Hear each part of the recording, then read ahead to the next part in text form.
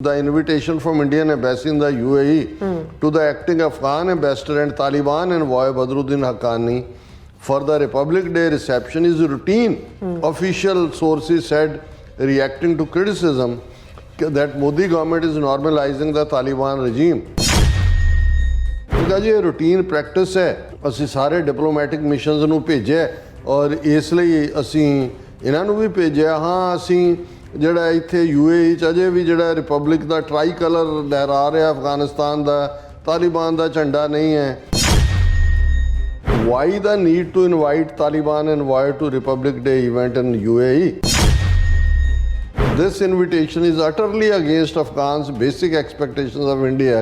as an emerging democratic power to protect and defend Afghan human rights and to support their growing resistance against the same terrorists who bombed the Indian embassy in Kabul and killed and wounded many Indian citizens.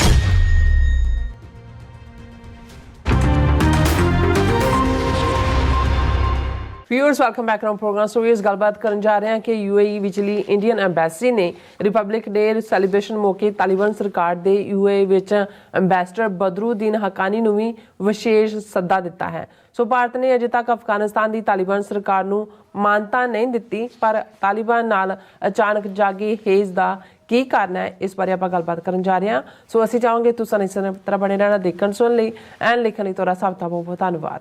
Ji. Doctor साहब की कहना चाहोगे? ਦੇਖੋ, ਜਦੋਂ ਤੁਸੀਂ ਭਾਰਤੀ ਹਾਕਮਾਂ ਦੀਆਂ ਨੀਤੀਆਂ ਇੰਟਰਨੈਸ਼ਨਲ ਪਲੇਟਫਾਰਮ ਦੇ ਉੱਤੇ ਔਰ ਆਪਣੇ ਗੁਆਂਢ ਦੇ ਵਿੱਚ ਦੇਖਦੇ ਹੋ ਤੇ ਅਸੀਂ ਜਿਹੜੇ ਕਿ ਬ੍ਰਾਹਮਣ ਕਰੈਕਟਰ ਨੂੰ ਬਹੁਤ ਚੰਗੀ ਤਰ੍ਹਾਂ ਸਮਝਦੇ ਆ, ਇਹਨਾਂ ਚਾਣਕਿਆ ਦੇ ਪੁੱਤਰਾਂ ਧੀਆਂ ਨੂੰ, ਸਾਨੂੰ ਕੋਈ ਹੈਰਾਨੀ ਨਹੀਂ ਹੁੰਦੀ। ਪਰ ਬਹੁਤ ਸਾਰੇ ਜਿਹੜੇ ਭਾਰਤ ਨੂੰ ਲਾਰਜੈਸਟ ਡੈਮੋਕ੍ਰੇਸੀ ਕਹਿ ਕੇ ਜਾਂ ਅਦਰਵਾਈਜ਼ ਜੋ ਕੁਛ ਜਿਵੇਂ ਦੀਆਂ ਇਹ ਗੱਲਾਂ ਕਰਦੇ ਨੇ, ਉਸ ਜਿਸ ਖਾਸ ਤੌਰ 'ਤੇ ਅਮਰੀਕਨ ਔਰ ਦੂਸਰੇ, ਉਹ ਜ਼ਰੂਰ ਹੈਰਾਨ ਹੁੰਦੇ ਨੇ ਕਿ ਭਾਈ ਇਹਨਾਂ ਦੀ ਕਰਤੂਤ ਕੀ ਹੈ, ਇਹਨਾਂ ਦੀਆਂ ਸ਼ਕਲਾਂ ਕੀ ਨੇ, ਇਹਨਾਂ ਦੇ ਬੋਲ ਕੀ ਨੇ। ਔਰ ਲੇਟਲੀ ਅਸੀਂ ਦੇਖ ਰਹੇ ਹਾਂ ਕਿ ਭਾਰਤ ਕਿਵੇਂ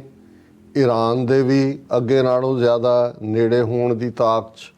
ਔਰ S ਜੈਸ਼ੰਕਰ ਦੀ ਸਡਨ ਵਿਜ਼ਿਟ, ਕਿਉਂਕਿ ਇਸ ਗੱਲ ਦਾ ਵੀ ਧਿਆਨ ਰਹੇ ਕਿ ਜਦੋਂ ਇਹਨਾਂ ਦੀ ਜੇਬ ਨੂੰ ਹੱਥ ਪੈਂਦਾ, ਕਿਉਂਕਿ ਬਾਣੀਆਂ ਜਾਂ ਬਾਹਮਣ ਜਿਹੜਾ ਹੈ ਉਹ ਬੇਇੱਜ਼ਤੀ ਜਾਂ ਦੂਜਾ ਆਨਰ ਤਾਂ ਉਹਦੇ ਹੈ ਨਹੀਂ, ਡਿਕਸ਼ਨਰੀ 'ਚ ਨਹੀਂ ਹੈ। ਜੇਬ ਨੂੰ ਹੱਥ ਪੈਂਦਾ ਜਦੋਂ ਹੂਤੀ ਰਿਬੈਲਸ ਵੱਲੋਂ ਓਸ਼ਨ ਦੇ ਵਿੱਚ ਅਟੈਕ ਸ਼ੁਰੂ ਹੋਏ, ਬਹੁਤ ਸਾਰੇ ਜਹਾਜ਼ ਜਿਨ੍ਹਾਂ ਦਾ ਕਰੂ ਵਾਲੇ ਵੀ ਇੰਡੀਅਨ ਸੀ, ਥੋੜ੍ਹਾ ਬਹੁਤ ਲਾਸ ਵੀ ਹੋਣ ਦਾ ਹੋਇਆ ਤੇ S ਜੈਸ਼ੰਕਰ ਦੌੜਿਆ ਗਿਆ ਈਰਾਨ। ਉਹਨੂੰ ਲੱਗਾ ਕਿ ਭਾਈ ਇਹ ਸਾਰਾ ਜਿਹੜਾ ਹੈ ਇਹਨਾਂ ਨੂੰ ਰੋਕੋ, ਕਿਉਂਕਿ ਹੂਤੀ ਹੋਣ ਜਾਂ ਹਿਜ਼ਬੁੱਲਾ ਜਾਂ ਹਮਾਸ ਈਰਾਨ ਸਪੋਰਟਡ ਨੇ। ਪਰ ਗਿਆ ਉੱਥੇ ਆਪਣੀ ਗੱਲ ਕੀ ਕਰਕੇ ਆਇਆ ਜਾਂ ਉਹ ਕੀ ਕੀਤਾ, ਪਰ ਅਸੀਂ ਉਸ ਤੋਂ ਕੁਛ ਸਮੇਂ ਬਾਅਦ ਦੇਖਦੇ ਹਾਂ ਵੀ ਪਾਕਿਸਤਾਨ ਦੇ ਉੱਤੇ ਮਿਜ਼ਾਈਲ ਅਟੈਕ ਹੁੰਦਾ ਹੈ ਈਰਾਨ ਦਾ, ਫਿਰ ਪਾਕਿਸਤਾਨ 48 ਘੰਟੇ ਬਾਅਦ ਕਾਊਂਟਰ ਅਟੈਕ ਕਰਦਾ ਔਰ ਹੁਣ ਗੁੱਡੀ ਹੋ ਗਿਆ ਔਰ ਐਂਬੈਸਡਰਸ ਰੀਸਟੋਰ ਹੋ ਗਏ। 26 ਜਨਵਰੀ ਦੇ ਤੱਕ ਆ ਜਾਣਗੇ ਔਰ 29 ਨੂੰ ਈਰਾਨ ਦਾ ਜਿਹੜਾ ਹੈ ਫੋਰਨ ਮਿਨਿਸਟਰ ਵੀ ਪਾਕਿਸਤਾਨ ਆ ਰਿਹਾ।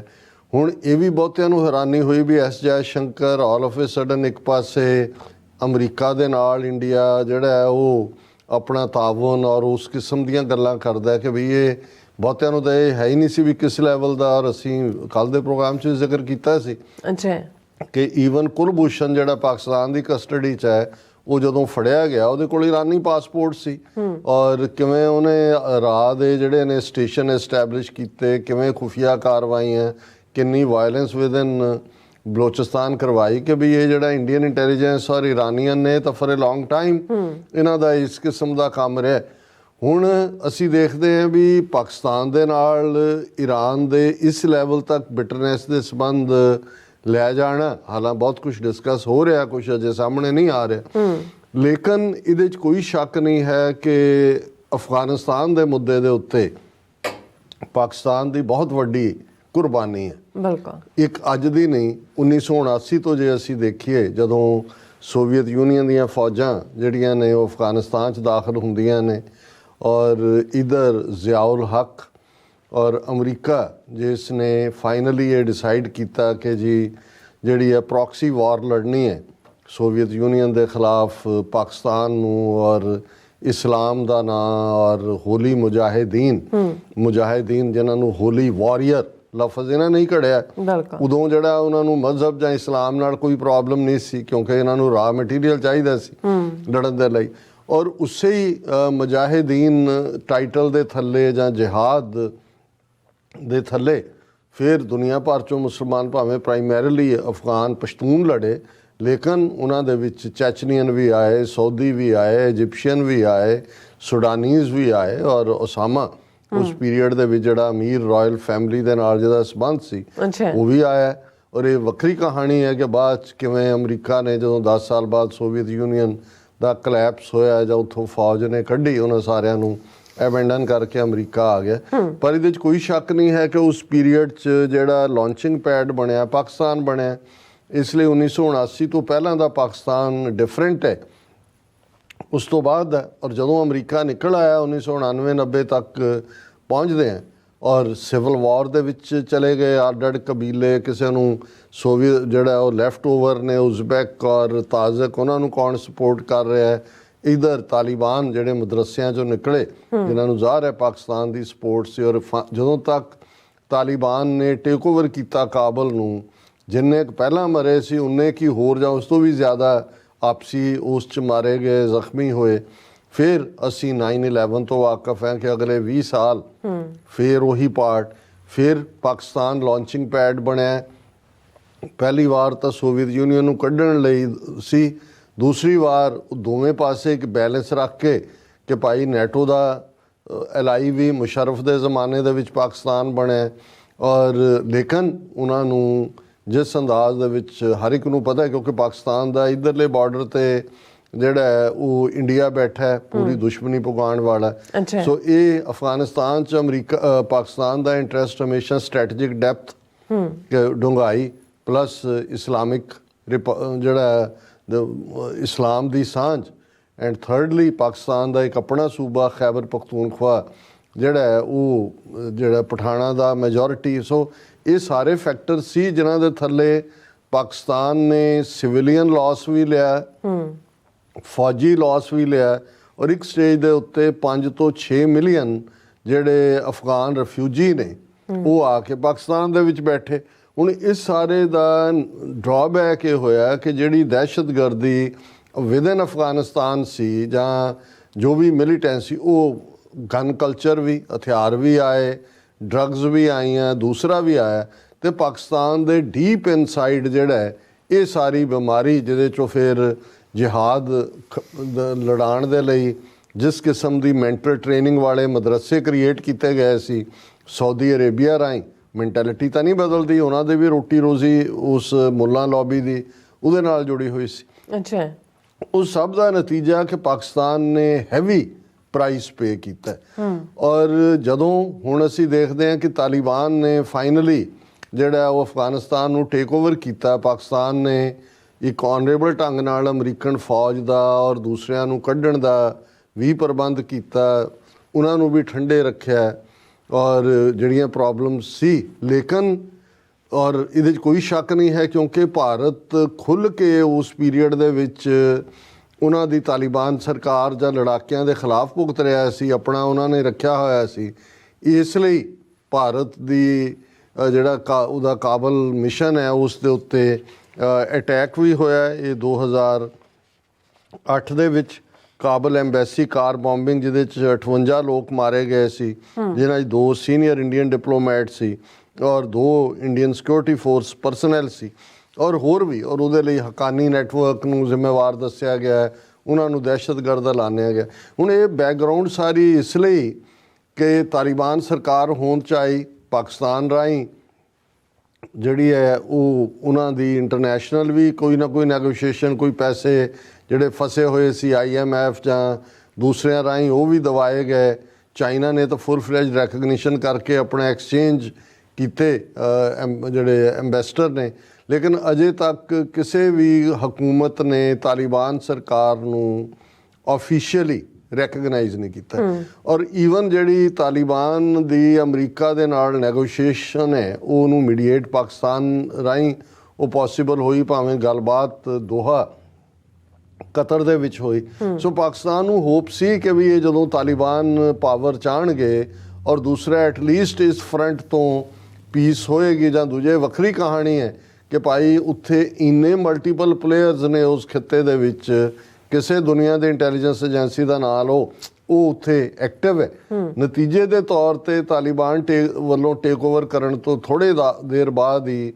ਪਾਕਿਸਤਾਨ ਵੱਲ ਜਿਹੜੀ ਇੱਕ ਤਹਿਰੀਕੇ ਤਾਲਿਬਾਨ ਪਾਕਿਸਤਾਨ 'ਚ ਖੜੀ ਕੀਤੀ ਹੋਈ ਹੈ, ਜਿਹੜੀ ਚਾਹੁੰਦੇ ਨੇ ਜੀ ਪਾਕਿਸਤਾਨ ਦੇ ਵਿੱਚ ਇਸਲਾਮਿਕ ਤਰਜ਼ ਦੇ ਉੱਤੇ ਹਕੂਮਤ ਹੋਏ, ਉਹਨਾਂ ਦੇ ਸ਼ਰੀਆ ਦੇ ਮੁਤਾਬਕ ਜੋ ਕੁਝ ਉੱਥੇ ਤਾਲਿਬਾਨ ਕਰਦੇ ਨੇ, ਔਰ ਉਹਨਾਂ ਵੱਲੋਂ ਵਿਦਨ ਪਾਕਿਸਤਾਨੀ ਟੈਰੀਟਰੀ ਹਮਲੇ ਵੀ, ਵਿਦਨ ਜਿਹੜਾ ਬਾਰਡਰ ਪੋਸਟਾਂ ਨੇ ਉਹਦੇ 'ਤੇ ਵੀ, ਔਰ ਇਹ ਜਿਹੜੇ ਟਕਰਾਅ ਹੈ ਉਹ ਇਸ ਲੈਵਲ ਤੱਕ ਪਹੁੰਚਿਆ ਕਿ ਭਾਈ ਪਾਕਿਸਤਾਨ ਨੇ ਇਸ ਪੀਰੀਅਡ 2 ਵਾਰ, ਹੁਣ ਵੀ ਜਦੋਂ ਅਸੀਂ ਅੱਜ ਗੱਲ ਕਰ ਰਹੇ ਹਾਂ, ਅੱਜ ਤੋਂ 2 ਦਿਨ ਪਹਿਲਾਂ ਤੱਕ ਜਿਹੜਾ ਮੇਨ ਬਾਰਡਰ ਜਿਹੜਾ ਕਿਉਂਕਿ ਅਫਗਾਨਿਸਤਾਨ ਲੈਂਡਲੌਕਡ ਕੰਟਰੀ ਹੈ, ਕਰਾਚੀ ਪੋਰਟ ਰਾਹੀਂ ਸਟੱਫ ਵੀ ਉੱਥੋਂ ਤੱਕ ਪਹੁੰਚਦਾ ਹੈ, ਔਰ ਓਵਰਆਲ ਵੀ ਸਾਰਾ ਟ੍ਰੇਡ ਜਿੰਨਾ ਵੀ ਹੈ ਜਾਂ ਉਹ ਟ੍ਰੇਡ ਰੂਟ ਉਹੀ ਹੈ। ਔਰ ਪਾਕਿਸਤਾਨ ਨੇ ਜਦੋਂ ਇਹ ਹਮਲੇ ਵਿਦਨ ਪਾਕਿਸਤਾਨੀ ਟੈਰੀਟਰੀ ਹੋਏ, ਔਰ ਅਫਗਾਨ ਗੌਰਮੈਂਟ ਜਿਹੜੀ ਹੈ ਉਹ ਬਿਲਕੁਲ ਇਨਡਿਫਰੈਂਟ ਸੀ ਪਾਕਿਸਤਾਨ ਦੀਆਂ ਰਿਕੁਐਸਟ ਨੂੰ ਕਿ ਇਹਨਾਂ ਨੂੰ ਨੱਥ ਪਾਓ ਤਹਿਰੀਕੇ ਤਾਲਿਬਾਨ ਨੂੰ, ਤੇ ਪਾਕਿਸਤਾਨ ਨੇ ਵੀ ਫਿਰ ਡੰਡਾ ਫੜਿਆ। ਉਹਨਾਂ ਨੇ ਕਿਹਾ ਵੀ ਇੱਥੇ ਜਿਹੜੇ ਬੈਠੇ ਹੈ ਜਿਨ੍ਹਾਂ ਦੇ ਕੋਲ ਯੂਨਾਈਟਿਡ ਨੇਸ਼ਨਸ ਦੀਆਂ ਆਈਡੀਜ਼ ਨਹੀਂ ਨੇ, ਇੰਟਰਨਲੀ ਡਿਸਪਲੇਸਡ ਪਰਸਨ, ਨਿਕਲੋ ਇੱਥੋਂ। ਸੋ ਉਹ ਉਹਨਾਂ ਨੇ ਕੱਢਣੇ ਸ਼ੁਰੂ ਕੀਤੇ ਕੁਛ ਨੂੰ ਡੀਟੇਲ। ਫਿਰ ਉਹਨਾਂ ਨੇ ਸਡਨਲੀ ਪਾਕਿਸਤਾਨ ਨੇ ਕਿਹਾ ਕਿ ਭਾਈ ਜਿਹੜੇ ਉੱਥੋਂ ਆਉਣ ਵਾਲੇ ਡਰਾਈਵਰ ਔਰ ਦੂਸਰੇ ਨੇ ਜਿਹੜੇ ਟਰੱਕ ਔਰ ਦੂਸਰਿਆਂ ਦੇ ਸਮਾਨ ਲੈ ਕੇ ਆਉਂਦੇ ਨੇ, ਉਹ ਆਪਣਾ ਪਾਸਪੋਰਟ ਵੀਜ਼ਾ ਉਹ ਦਿਖਾਓ। ਹੁਣ ਤੱਕ ਕਿਉਂਕਿ ਜਦੋਂ ਤੱਕ ਤੁਸੀਂ ਦੋਸਤਾਨਾ ਸੰਬੰਧ ਹੁੰਦੇ ਨੇ ਉਦੋਂ ਇੱਕ ਡਿਫਰੈਂਟ ਕਹਾਣੀ ਹੁੰਦੀ ਹੈ। ਇਸ ਦੇ ਉੱਤੇ ਕਈ ਮੀਲਾਂ ਤੱਕ ਜੈਮ ਲੱਗਾ ਰਿਹਾ ਤੁਰਖਾਮ ਬਾਰਡਰ ਦੇ ਉੱਤੇ, ਔਰ ਹੁਣ ਪਿਛਲੇ ਕੱਲ੍ਹ ਹੀ ਇਹ ਹੋਇਆ ਉਹਨਾਂ ਦਾ ਅਫਗਾਨਿਸਤਾਨ ਸਰਕਾਰ ਨਾਲ ਪਾਕਿਸਤਾਨ ਦਾ ਕਿ ਭਾਈ ਸ਼ਾਇਦ 31 ਮਾਰਚ ਦੀ ਡੇਟ ਦਿੱਤੀ ਹੈ ਕਿ ਉਦੋਂ ਤੱਕ ਆ ਜਾ ਲੈਣ ਦਿਓ। 31 ਮਾਰਚ ਤੋਂ ਇਹ ਜਿਹੜਾ ਪਾਸਪੋਰਟ ਔਰ ਵੀਜ਼ਾ ਔਰ ਜੋ ਵੀ ਸ਼ਨਾਖਤ ਵਾਲਾ ਉਹਨਾਂ ਨੇ ਕ੍ਰਾਈਟੇਰੀਆ ਸੈੱਟ ਕੀਤਾ ਹੋਏਗਾ ਉਹ ਦਿਖਾਉਣ ਤੋਂ ਬਾਅਦ ਹੀ ਦੋਵੇਂ ਪਾਸਿਓਂ ਐਂਟਰੀ। ਔਰ ਇਹਦਾ ਮਤਲਬ ਇਹ ਹੈ ਕਿ ਪਾਕਿਸਤਾਨ ਦੇ ਨਾਲ ਕਸ਼ੀਦਗੀ ਹੋਈ ਸਬੰਧਾਂ ਦੇ ਵਿੱਚ, ਔਰ ਕਾਫੀ ਹੱਦ ਤੱਕ ਹੁਣ ਇਸ ਸਾਰੇ ਪੀਰੀਅਡ 'ਚ ਜਿਹੜਾ ਭਾਰਤ ਇਸ ਗੱਲ ਤੋਂ ਹੀ ਖਫਾ ਸੀ ਕਿ ਜੀ ਦੇਖੋ ਅਸੀਂ ਤਾਂ ਇੰਨੀ ਇਨਵੈਸਟਮੈਂਟ ਕੀਤੀ, ਉਹ ਜਿਹੜਾ ਪੁਰਾਣਾ ਰਜੀਮ ਉੱਥੇ ਉਹ ਖੜਾ ਕੀਤਾ ਸੀ ਅਸ਼ਰਫ ਗਨੀ ਵਾਲਾ ਜਿਹੜਾ ਦੌੜ ਗਿਆ ਸਭ ਕੁਝ ਲੈ ਕੇ ਕਿ ਬਈ ਇਹ ਤਾਂ ਤਾਲਿਬਾਨ ਤਾਂ ਪ੍ਰੋ ਪਾਕਿਸਤਾਨ ਨੇ। ਹੁਣ ਆਲ ਆਫ ਏ ਸਡਨ ਅਸੀਂ ਦੇਖ ਰਹੇ ਹਾਂ ਕਿ ਵੀ ਇਹ ਜਿਹੜੀ ਚੇਂਜ ਹੈ, ਇੱਕ ਪਾਸੇ ਪਾਕਿਸਤਾਨ ਨਾਲ ਕਿਸ ਕਦਰ ਹੌਸਟਿਲਿਟੀ ਇਹ ਤਾਲਿਬਾਨ ਹਕੂਮਤ ਪੁਗਾ ਰਹੀ ਹੈ, ਦੂਸਰੇ ਪਾਸੇ ਜਿਹੜੀ ਖਬਰ ਮੀਡੀਆ ਦੇ ਵਿੱਚ ਪ੍ਰੋਮੀਨੈਂਟਲੀ ਲੱਗੀ ਕਿ ਵੀ ਇਹ India's invitation to Taliban envoy in UAE ਹੁਣ 26 ਜਨਵਰੀ ਆ ਰਹੀ ਹੈ। ਆਬੂ ਧਾਬੀ ਦੇ ਵਿੱਚ UAE ਦੀ ਪ੍ਰਮੁੱਖ ਸ਼ਹਿਰ 'ਚ ਇੰਡੀਆ ਰਿਪਬਲਿਕ ਡੇ ਸੈਲੀਬ੍ਰੇਟ ਕਰਦਾ ਹੈ ਜਿਵੇਂ, ਔਰ ਇਸ ਵਾਰ ਖਾਸ ਤੌਰ ਦੇ ਉੱਤੇ ਜਿਹੜਾ UAE ਦੇ ਵਿੱਚ ਇਹਨਾਂ ਦਾ ਐਂਬੈਸਡਰ ਹੈ ਐਨਵॉय ਅੰਗਰੇਜ਼ੀ 'ਚ ਵੀ ਕਹਿੰਦੇ ਨੇ ਅਫਗਾਨਿਸਤਾਨ ਦਾ, ਔਰ ਉਸ ਨੂੰ ਇੰਡੀਆ ਨੇ ਸਪੈਸ਼ਲ ਇਨਵੀਟੇਸ਼ਨ ਭੇਜਿਆ ਔਰ ਉਹ ਨੇ ਮਿਸਟਰ ਬਦਰੂਦੀਨ ਜਨਾਬ ਬਦਰੂਦੀਨ ਹੱਕਾਨੀ। ਹੁਣ ਹੱਕਾਨੀ ਨੈਟਵਰਕ ਦਾ ਜਦੋਂ ਦੇਖੋ ਹੁਣ ਵਕਤ ਨਹੀਂ ਹੈ, ਇਹਨਾਂ ਦਾ ਤਾਂ ਸੋਵੀਅਤ ਯੂਨੀਅਨ ਪੀਰੀਅਡ ਦੀ ਜਿਹੜੀ ਹੈ ਉਹ ਹੌਸਟਿਲਿਟੀ ਵੱਲ ਚਲਾ ਜਾਂਦਾ ਹੈ ਹੱਕਾਨੀ, ਫਿਰ ਉਹਨਾਂ ਦਾ ਅੱਗੋਂ ਭਰਾ, ਔਰ ਕਿਵੇਂ ਇਹਨਾਂ ਨੇ ਇੰਡੀਆ ਤਾਂ ਇਹਨਾਂ ਨੂੰ ਹੱਕਾਨੀ ਨੇ, ਅਮਰੀਕਾ ਨੇ ਵੀ ਹੱਕਾਨੀ ਨੈਟਵਰਕ ਨੂੰ ਟੈਰਰਿਸਟ ਗਰੁੱਪਿੰਗ 'ਚ ਪਾਇਆ ਹੋਇਆ ਹੈ, ਹੁਣ ਵੀ ਹੋਣਾ ਪਤਾ ਨਹੀਂ। ਔਰ ਇਹ ਇੰਡੀਆ ਨੇ ਤਾਂ ਕਿ ਜੀ ਇਹ ਤਾਂ ਕਾਬਲ 'ਚ ਇਹਨਾਂ ਨੇ ਸਾਡੇ ਮਾਰ ਦਿੱਤੇ ਬੰਦੇ, ਅਟੈਕ ਕੀਤਾ, ਉਹਦੇ ਨੇੜੇ ਲੱਗਣ ਨੂੰ ਤਿਆਰ ਨਹੀਂ ਸੀ। ਹੁਣ ਆਲ ਆਫ ਏ ਸਡਨ ਜਿਹਨੇ ਆਈਬਰੋਜ਼ ਖੜੇ ਕੀਤੇ ਨੇ ਜਿਹੜੇ ਲੋਕ ਕਿ ਵੀ ਇਹ ਬਦਰੂਦੀਨ ਹੱਕਾਨੀ ਨੂੰ the invitation from Indian embassy in the UAE to the acting Afghan ambassador and Taliban envoy Badruddin Haqqani for the Republic Day reception is routine, official sources said, reacting to criticism that Modi government is normalizing the Taliban regime. ਔਰ ਉਹਨਾਂ ਨੇ ਕਿਹਾ ਵੀ India ਨੇ ਤਾਂ recognise ਹੀ ਨਹੀਂ ਕੀਤਾ ਹੋਇਆ, ਨਾ ਹੀ ਉਹਨਾਂ ਨੇ ਕੈਨੇਡਾ ਉੱਥੇ ਕਾਬਲ 'ਚ ਆਪਣੀ ਐਮਬੈਸੀ ਖੋਲ੍ਹੀ ਵਾਪਸ। ਰਾਦਰ ਜਿਹੜਾ ਪ੍ਰੀ ਅਸ਼ਰਫ ਗਨੀ ਪੀਰੀਅਡ ਦੀ ਐਮਬੈਸੀ ਕਾਬਲ ਦੀ ਅਫਗਾਨਿਸਤਾਨ ਦੀ ਦਿੱਲੀ 'ਚ ਸੀ, ਉਹ ਬੰਦ ਹੋ ਗਈ। ਉਹਨਾਂ ਵਿਚਾਰਿਆਂ ਨੂੰ ਕੋਈ ਤਨਖਾਹ ਵੀ ਨਹੀਂ ਸੀ ਮਿਲ ਰਹੀ, ਇੰਡੀਆ ਨੇ ਵੀ ਕੋਈ ਹੱਥ ਪੱਲਾ ਨਹੀਂ ਸੀ ਫੜਾਇਆ ਹੋਇਆ। ਹੁਣ ਆਲ ਆਫ ਏ ਸਡਨ ਜਿਹੜੀ ਗਰਮਜੋਸ਼ੀ ਤਾਲਿਬਾਨ ਦੇ ਨਾਲ ਔਰ ਇਸ ਲੈਵਲ ਤੱਕ, ਔਰ ਇਹ ਜਿਹੜਾ ਬਦਰੁਦੀਨ ਹਕਾਨੀ ਹੈ ਚਾਰਜ ਦੀ ਅਫੇਅਰ ਅਫਗਾਨ ਐਮਬੈਸੀ ਦਾ ਆਬੂ ਧਾਬੀ 'ਚ, ਇਹ ਹਕਾਨੀ ਨੈਟਵਰਕ ਦਾ ਮੈਂਬਰ ਸੀ ਔਰ ਇਹ ਤਾਲਿਬਾਨ ਜਿਹੜੇ ਇੰਟੀਰੀਅਰ ਮਿਨਿਸਟਰ ਹੈ ਉਸ ਦੀ ਕੈਬਨਿਟ ਸਰਾਜੁਦੀਨ ਹਕਾਨੀ, ਉਹਦਾ ਫਾਦਰ ਜਲਾਲੂਦੀਨ ਹਕਾਨੀ, ਇਹ ਤਾਂ ਸਾਰੇ ਦਹਿਸ਼ਤਗਰਦ ਐਲਾਨੇ ਹੋਏ ਨੇ ਕਿਉਂਕਿ ਅਮਰੀਕਾ ਨੇ ਐਲਾਨੇ ਸੀ ਔਰ ਇੰਡੀਆ ਉਸ ਅਲਾਇੰਸ ਦਾ ਹੀ ਹਿੱਸਾ ਸੀ ਸਾਰੇ ਦਾ। ਔਰ ਇਹ ਜਦੋਂ ਉਹਨੂੰ ਇਹ ਪੁੱਛਿਆ ਕਿ ਜੀ ਜਿਹੜਾ 26 ਜਨਵਰੀ ਨੂੰ ਆਬੂ ਧਾਬੀ ਹੋਟਲ ਦੇ ਵਿੱਚ ਸੱਦਿਆ ਤੁਸੀਂ ਸਪੈਸ਼ਲ ਗੈਸਟ ਦੇ ਤੌਰ ਤੇ, ਉਹਨੇ ਕਿਹਾ ਜੀ ਇਹ ਰੂਟੀਨ ਪ੍ਰੈਕਟਿਸ ਹੈ, ਅਸੀਂ ਸਾਰੇ ਡਿਪਲੋਮੈਟਿਕ ਮਿਸ਼ਨਸ ਨੂੰ ਭੇਜਿਆ ਔਰ ਇਸ ਲਈ ਅਸੀਂ ਇਹਨਾਂ ਨੂੰ ਵੀ ਭੇਜਿਆ। ਹਾਂ, ਅਸੀਂ ਜਿਹੜਾ ਇੱਥੇ UAE 'ਚ ਅਜੇ ਵੀ ਜਿਹੜਾ ਰਿਪਬਲਿਕ ਦਾ ਟਰਾਈ ਕਲਰ ਲਹਿਰਾ ਰਿਹਾ ਅਫਗਾਨਿਸਤਾਨ ਦਾ, ਤਾਲਿਬਾਨ ਦਾ ਝੰਡਾ ਨਹੀਂ ਹੈ ਔਰ ਇਹ ਸਾਰੇ ਦੇ ਚੱਲਦੇ ਆ ਜਿਹੜਾ ਇਸ ਕਿਸਮ ਦੀ ਜਿਹੜੀ ਹੈ ਉਹ ਜਿਹਨੂੰ ਕਰੀਪੀ ਐਕਸਪਲੇਨੇਸ਼ਨ ਦਿੱਤੀ ਹੈ। ਲੇਕਿਨ ਇਹ ਆਪਣੇ ਆਪ ਦੇ ਵਿੱਚ ਦੇਖਣ ਦੀ ਲੋੜ ਇਹ ਹੈ ਕਿ ਵੀ ਈਵਨ ਜਿਹੜੀ ਉਹਨਾਂ ਦੀ ਸਿਵਲ ਸੁਸਾਇਟੀ ਦੇ ਲੋਕ ਨੇ ਜਿਹੜੇ ਸਮਝਦੇ ਨੇ ਕਿ ਭਾਈ ਧੱਕਾ ਹੋ ਰਿਹਾ ਔਰ ਇਹ ਭਾਰਤ ਜਿਹੜਾ ਆਪਣੀਆਂ ਡੈਮੋਕ੍ਰੈਟਿਕ ਵੈਲਿਊਜ਼ ਔਰ ਇਹ ਉਹ ਕਹਿੰਦਾ ਇਹ ਕੀ ਮਾਇਨੇ ਰੱਖਦਾ। ਇਸੇ ਤਰ੍ਹਾਂ ਕਬੀਰ ਤਨੇਜਾ ਫੈਲੋ ਹੈ strategic studies program Observer Research Foundation ਦਾ, ਉਹ ਕਹਿੰਦਾ ਦਾ question is not about normalization here as Indian diplomats met Sirajuddin Haqqani in 2022, but why the need to invite Taliban envoy to Republic Day event in UAE? उन्होंने कहा गल ये नहीं है भी तुसी नॉर्मलाइज कर रहे हो भी स्पैशल इनवाइट करने का की है पार्ट। इस तरह ਜਿਹੜੇ ਇੱਕ ਹੋਰ ਐਕਟਿਵਿਸਟ ਹੈ ਉਹ ਕਹਿੰਦਾ this invitation is utterly against Afghans basic expectations of India as an emerging democratic power to protect and defend Afghan human rights and to support their growing resistance against the same terrorists who bombed the Indian embassy in Kabul and killed and wounded many Indian citizens। ਇਹ ਜਿਹੜਾ ਉਹਨਾਂ ਨੇ ਕਿਹਾ ਕਿ ਬਈ ਇਹ ਕੀ part ਹੈ ਜੀ ਵੀ ਜਿਨ੍ਹਾਂ ਨੇ ਤੁਹਾਡੇ ਹਮਲਾ ਕੀਤਾ ਮਾਰਿਆ ਜਿਹਨੂੰ ਤੁਸੀਂ ਦਹਿਸ਼ਤਗਰਦ ਬਣਾਇਆ ਉਸੇ ਨੂੰ ਹੀ ਜਿਹੜਾ ਤੁਸੀਂ ਸਪੈਸ਼ਲੀ ਇਨਵਾਈਟ ਕਰ ਰਹੇ ਹੋ। ਔਰ ਇਹ ਉਹਨਾਂ ਨੇ ਇਹ ਸਾਰੇ ਦੇ ਚੱਲਦੇ ਆ ਸਾਨੂੰ ਇਹ ਲੱਗਦਾ ਕਿ ਬਈ ਇੰਡੀਆ ਦਾ ਹੱਥ ਪੈ ਗਿਆ ਲੱਗਦਾ ਕਿ ਔਰ ਇਹ ਜਿਹੜੀ ਪੁਰਾਣੀ ਕਹਾਣੀ ਵੀ ਹੈ ਕਿ ਗੁਆਂਢੀ ਦੁਸ਼ਮਣ ਗੁਆਂਢੀ ਦਾ ਗੁਆਂਢੀ ਦੋਸਤ, ਕਿਉਂਕਿ ਗੁਆਂਢੀ ਦਾ ਗੁਆਂਢੀ ਦੁਸ਼ਮਣ ਹੈ। ਸੋ ਅਫਗਾਨਿਸਤਾਨ 'ਚ ਵੀ ਇੰਡੀਆ ਦੀ ਬਹੁਤ ਜ਼ਿਆਦਾ ਇੰਟਰਫੀਅਰੈਂਸ ਰਹੀ ਹੈ। ਅਸ਼ਰਫ ਗਨੀ ਵੇਲੇ ਤਾਂ ਉਹਨੂੰ ਰਾਨੀ ਇੰਡੀਅਨ ਏਜੰਸੀਆਂ ਕਰਦੀਆਂ ਰਹੀਆਂ ਨੇ, ਪਰ ਹੁਣ ਇਵੇਂ ਲੱਗਦਾ ਵੀ ਜਿਵੇਂ ਤਾਲਿਬਾਨ ਵੀ ਜਿਹੜੇ ਨੇ ਉਹ ਇੰਡੀਅਨ ਪੈਸਾ ਉਹਨਾਂ ਦੀਆਂ ਜੇਬਾਂ 'ਚ ਚੰਗਾ ਠੂਸਿਆ ਹੋਇਆ ਔਰ ਉਹ ਇਹ ਭੁੱਲ ਗਏ ਕਿ ਵੀ ਪਾਕਿਸਤਾਨ ਨੇ ਅਫਗਾਨਿਸਤਾਨ ਨੂੰ ਲਿਬਰੇਟ ਕਰਾਉਣ ਦੇ ਲਈ 2 ਵਾਰ, ਇੱਕ ਵਾਰ ਨਹੀਂ 2 ਵਾਰ ਬੇਸ਼ੱਕ ਕੁਰਬਾਨੀਆਂ ਅਫਗਾਨਾਂ ਨੇ ਕੀਤੀਆਂ ਨੇ ਪਰ ਪਾਕਿਸਤਾਨ ਦੀ ਘੱਟ ਕੁਰਬਾਨੀ ਨਹੀਂ ਹੈ। ਉਹਨਾਂ ਦੇ ਕਿਵੇਂ ਆ ਸੈਕੰਡ ਨੈਟੋ ਪੀਰੀਅਡ 'ਚ 70,000 ਤੋਂ ਜ਼ਿਆਦਾ ਪਾਕਿਸਤਾਨ ਦੇ ਲੋਕ ਜਿਹੜੇ ਮਾਰੇ ਗਏ, ਕਿੰਨੇ 100 ਬਿਲੀਅਨ ਦਾ ਨੁਕਸਾਨ ਹੋਇਆ ਔਰ ਇਹ ਸਾਰਾ ਕਰਨ ਤੋਂ ਬਾਅਦ ਜੇ ਇਹਨਾਂ ਨੇ ਔਰ ਜਿਹੜਾ ਇੰਡੀਆ ਨੂੰ ਅਫਗਾਨਾਂ ਦਾ ਹੇਜ ਜਾਗਿਆ ਇਹ ਉਹੀ ਨੇ ਉਧਰ ਭਾਰਤ ਦੇ ਮੁਸਲਮਾਨਾਂ ਨੂੰ ਕੁੱਟ ਰਹੇ ਨੇ ਕਹਿ ਕੇ ਕਿ ਜੀ ਇਹ ਸੋਮਨਾਥ ਦਾ ਮੰਦਰ ਮਹਿਮੂਦ ਗਜ਼ਨਵੀ ਨੇ ਤੋੜਿਆ ਔਰ ਇਹ ਉਹਨਾਂ ਨੇ ਮੂਰਤੀਆਂ ਤੋੜੀਆਂ। ਹੁਣ ਇਹਨਾਂ ਨੂੰ ਪੁੱਛੋ ਕਿ ਵੀ ਜੀ ਮਹਿਮੂਦ ਗਜ਼ਨਵੀ ਜਿਹੜਾ ਹੈ ਉਹ ਲਾਹੌਰੋਂ ਆਇਆ ਸੀ, ਗਜ਼ਨੀ ਸ਼ਹਿਰ ਹੈ ਅਫਗਾਨਿਸਤਾਨ ਦਾ। ਮੁਗਲ ਤਾਂ 1526 'ਚ ਆਏ, ਮਹਿਮੂਦ ਗਜ਼ਨਵੀ 10ਵੀਂ 11ਵੀਂ ਸਦੀ 'ਚ ਔਰ ਉਸ ਤੋਂ ਬਾਅਦ ਮੁਹੰਮਦ ਗੌਰੀ ਉਹ ਬਰਤਾਨੀਆ 'ਚੋਂ ਆਇਆ ਸੀ। ਉਹ ਸਾਰੇ ਹੀ ਉਹੀ ਇੱਕ ਪਾਸੇ ਤੁਸੀਂ ਉੱਥੇ ਮੁਸਲਮਾਨਾਂ ਨੂੰ ਕੁੱਟਣ ਲਈ ਉਹ ਅਫਗਾਨ ਹਮਲਾਵਰਾਂ ਦਾ ਜ਼ਿਕਰ ਕਰੋ ਤੇ ਇੱਧਰ ਕਿਉਂਕਿ ਤੁਹਾਨੂੰ ਲੱਗਦਾ ਵੀ ਇਹਨਾਂ ਨੂੰ ਵਰਤ ਕੇ ਤੁਸੀਂ ਪਾਕਿਸਤਾਨ ਨੂੰ ਡੀਸਟੈਬਲਾਈਜ਼ ਕਰ ਸਕਦੇ ਹੋ ਜਾਂ ਅਨਸਟੇਬਲ ਕਰ ਸਕਦੇ ਹੋ ਤੇ ਉੱਥੇ ਹੇਜ ਜਿਹੜਾ ਇਹਨਾਂ ਦਾ ਜਾਗਿਆ ਹੋਇਆ। ਬਿਲਕੁਲ ਜੀ, ਰਾਜ ਸਾਹਿਬ ਤੁਹਾਡਾ ਬਹੁਤ ਬਹੁਤ ਸ਼ੁਕਰੀਆ। ਇਸ ਵਕਤ ਲੈਣ ਬ੍ਰੇਕ। ਵਿਊਅਰਸ ਤੁਸੀਂ ਕਿਤੇ ਨਹੀਂ ਜਾਣਾ, ਮਿਲਦੇ ਆ ਆਫਟਰ ਦਿਸ ਸ਼ਾਰਟ ਬ੍ਰੇਕ।